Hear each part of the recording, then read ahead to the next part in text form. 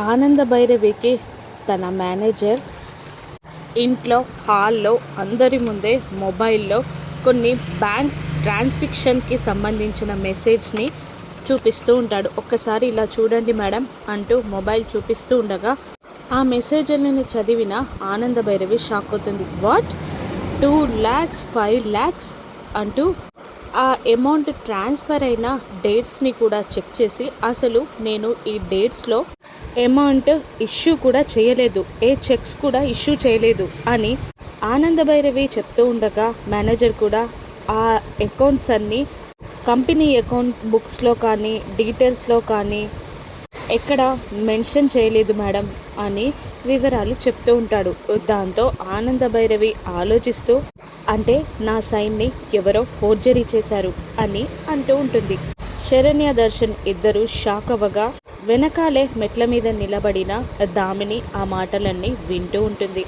రోహిత్ ఇలా అంటుంటాడు, ఫోర్జరీ అనేది చాలా పెద్ద నేరం పిన్ని, పోలీసులని రప్పిస్తే సరిపోతుంది, కంప్లైంట్ ఇస్తే వాళ్ళే వచ్చి ఎంక్వైరీ చేస్తారు, ఫోర్జరీ ఎవరు చేశారో తెలుస్తుంది అని అంటూ ఉంటాడు రోహిత్. దాంతో తనకి ఫోర్జరీ ఎవరు చేశారో తెలుసు అన్నట్టు వెనకాలన్న దామిని వైపు కాస్త తన ఫేస్ని టర్న్ చేసి చూస్తుంది ఆనంద భైరవి.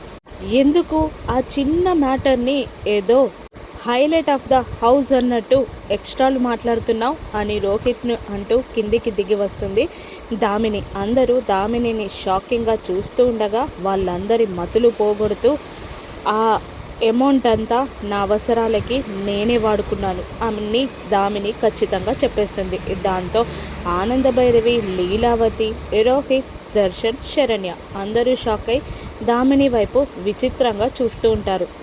దామిని మారలేదా, మళ్ళీ ఏదైనా ట్రబుల్లో చిక్కుకుందా, అసలేం జరుగుతుంది, ఆనంద భైరవి, శరణ్య ఈ ప్రాబ్లమ్ని ఎలా సాల్వ్ చేస్తారో రాను ఎపిసోడ్స్లో చూద్దాం. Thank you for watching.